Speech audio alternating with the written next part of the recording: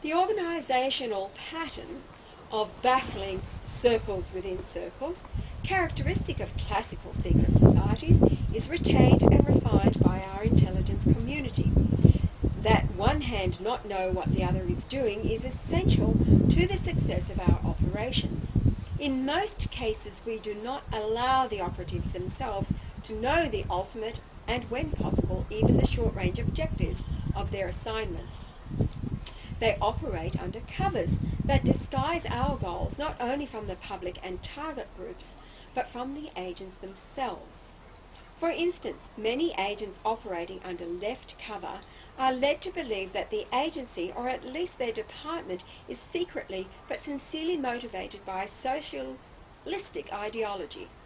Thus they assume that the intelligence agency's ultimate goal is to guide left-wing groups in productive directions, even though they cannot always see how their assignment fits into those assumed goals. Other left-cover agents, those with right-wing predilections, are encouraged to believe the agency is simply monitoring violence-prone subversive groups in order to protect the public. When such agents are asked to participate in or even lead radical activity, they assume that the ultimate objective is to fully infiltrate and destroy the organisation for the good of the country. This is very seldom the case. We waste little or no money protecting the public or defending the nation.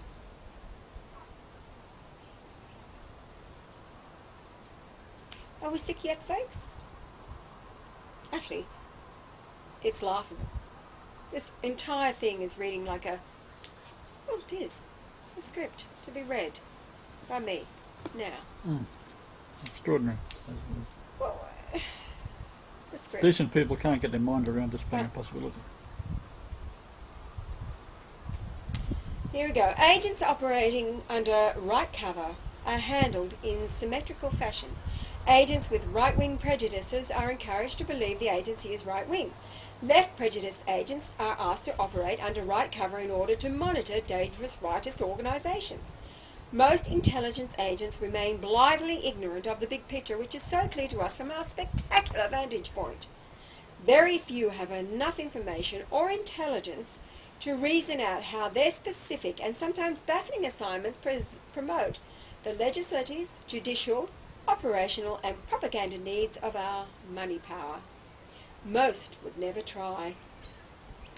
They are paid way too much to think about such things. Agents with a gangster cover are of two types. First, there is the sincere gangster that draws his salary from an intelligence agency.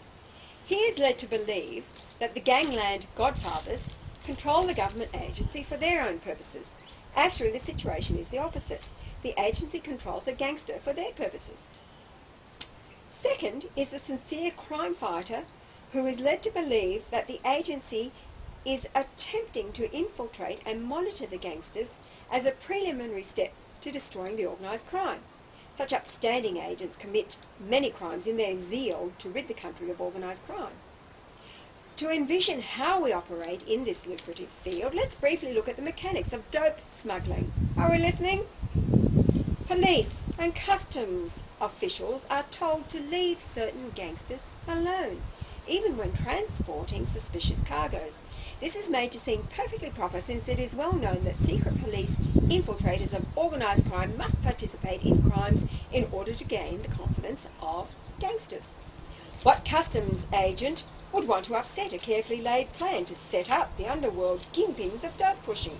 But the agent, as well as the police who cooperate, are mistaken in believing that the purpose of the assignment to help smuggle dope is ultimately to smash organised crime.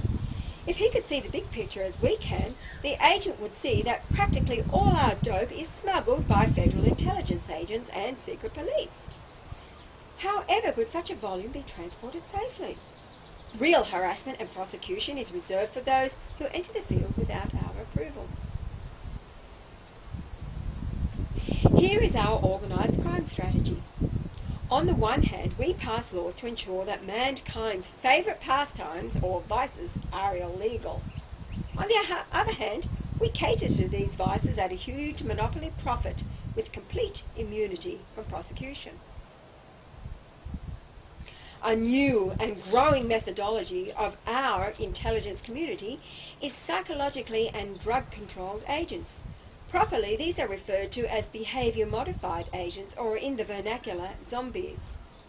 With the use of hypnotic drugs, brainwashing, sensory deprivation, small group sensitivity training, and other behaviour modification techniques, the scope of which was hinted at in the movie Clockwork Orange, complete personalities can be manufactured from scratch to the specifications of value structure profiles we design by computer to suit our purposes.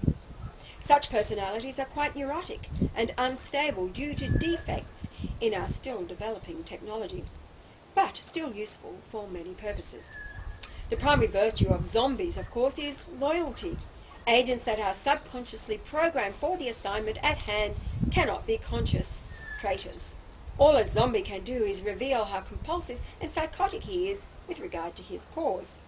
Even to trained psychologists, he simply appears to be the proverbial lone nut.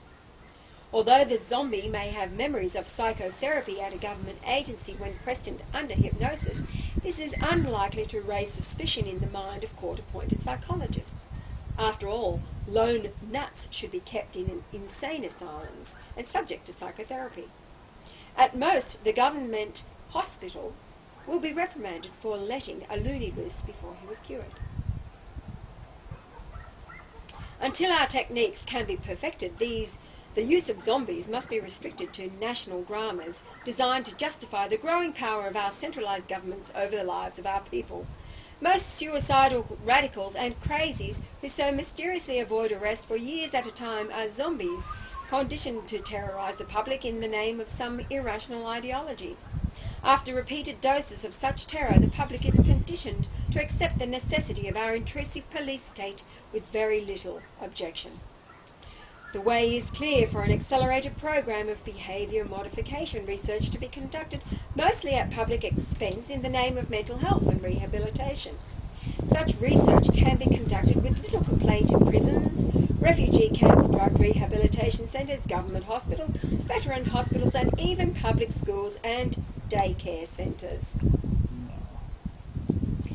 Mental institutions, methadone maintenance centres and prisons are fertile fields for recruiting the deranged or drug-addicted persons most suitable for zombie conversions. Of course, only a few of our most trusted agents actually participate in the creation of zombies. The brilliant researchers and experimenters who make most of the breakthroughs earnestly believe that their techniques are designed strictly for the betterment of mankind. Inevitably, a fraction of the population objects to behaviour modification as an infringement of man's sacred free will, even if they are convinced that our intentions are benign. We carefully leak a few scandals to satisfy such persons that our experiments are being kept within bounds and that excesses are being stopped. Our artificial scandals exposing the excesses of coercive psychology are carefully designed to make the researchers seem incompetent and clumsy to the point of maiming and killing their patients. This effectively conceals the fantastic strides we have made toward behavioural control. Great things are going to be possible in the future. Now, this is Professor whoever he was. He says, "I now return the floor to your father for his concluding remarks."